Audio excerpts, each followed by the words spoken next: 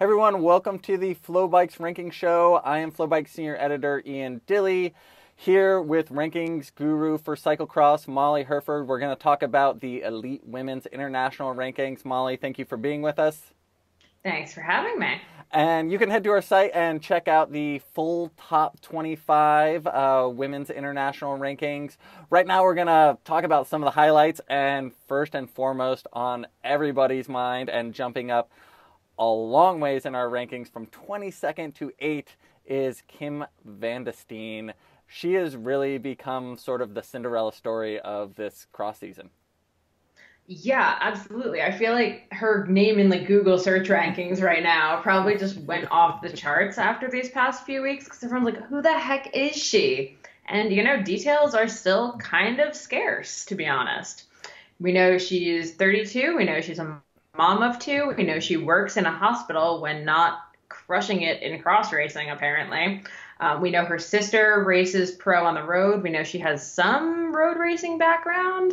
We know she has some cyclocross experience from one season last year. And then this year, she just busted onto the scene and, it's just consistently hitting in that like top 5, almost always top 10 area in a way that, a lot of the women who were in our initial top 25 when the season started just aren't doing. Winner at Super Prestige Boom, winner of the first round of the DVV Trophy Series at Koppenberg Cross. Two of the bigger races on the calendar. She did fall back to 11th at the European Championships. You can watch that, the replay of that on FloBikes with English commentary. To me, that just maybe showed a little bit of her inexperience. That was an incredibly technical course that we saw on Sunday. Yeah, absolutely. And I mean, the rest of the rankings, you really saw the technical riders really rising to the top at the European Championships for sure. Yeah, and let's get right into the winner of the European Championships, Anne-Marie Wurst, also moving up in our rankings from 7th to 4th. What an incredible ride by her on Sunday. Yeah, I mean, first of all, anyone who can attack Vos and actually be successful at it has my like eternal like love and devotion because that's such a baller move. So love her. Second, so she's a pretty young racer still. She has won world championships as U23, but in the summer she races mountain bikes not super seriously, but seriously. And then, yeah, she took some time off in the beginning of the season, really trained up during September when everyone else was coming over and, kind of crushing themselves coming to the U.S. for those first World Cups. And she's, over having fun on her cross bike, playing around, doing some smaller local kind of stuff. And then, suddenly boom, she's right there in the front for that World Cup. And then, comes out for European Championships. That's her first big title race as like an elite woman versus just as U23. So huge result for her. I mean, to be able to, someone like Ellen Noble can tell you to go from, racing in the U23s at the front to then racing the elite women at the front is a whole different ball game, mentally as well as physically. So really good on her for being able to do that. Let's talk about Ellen, who did slip a little this week after the Pan Am Championships. I don't want to brag here, but I did call the winner. I'm going to go with Magali. She is a Canadian, and Pan Ams are in Canada, so that's my rationale there.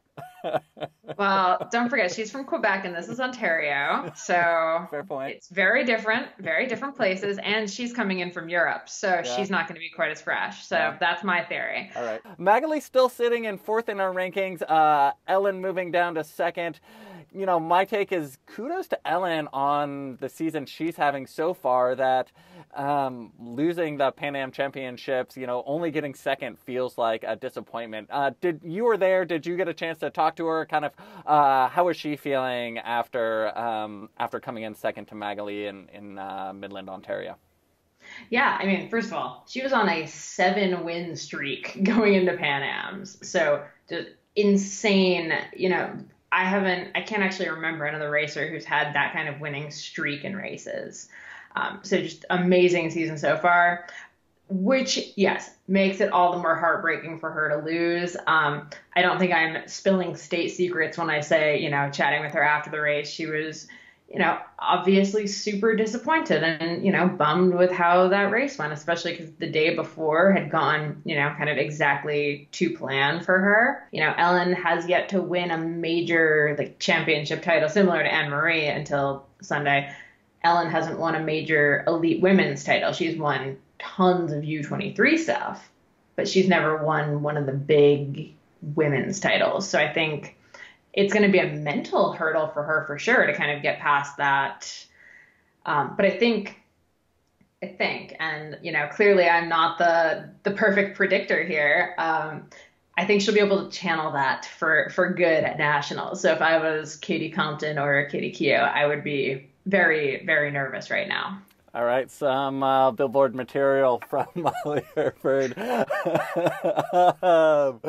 Let's talk about who is number one in our rankings. The queen, the boss, 7-time world champion, Marianne Vos. What are you seeing out of Marianne this year in terms of her passion, her enthusiasm for racing cyclocross?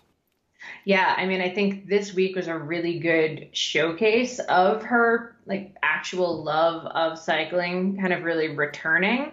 The past couple of years let's see, since her last world championship win, we'll say, she's had a couple of years where she's come back and she's done well. She's won some World Cups, she's won some big races, but she hasn't really ever fully committed to cyclocross in the last couple of years.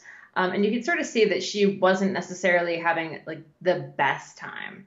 But this year, it seems like she's really fully re-energized and just super excited about cyclocross. And you saw that this week by the fact that she raced to knock Van Worden, which is, if you ever get a chance to go to Belgium to race cross or spectate cross, maybe spectate instead of race, actually. It is the most fun race that you can possibly go to. It's literally around a carnival at night. There's Ferris wheels, there's funnel cake, there's a lot of other pastries, there's beer, there's frites. It's one of the coolest, funnest races, and it's not a race that you need to be doing if you have a super serious, oh my gosh, I need to, win World Cups and I need to win World Championships and I need to be peaking for European Championships. It's not a race that you would target.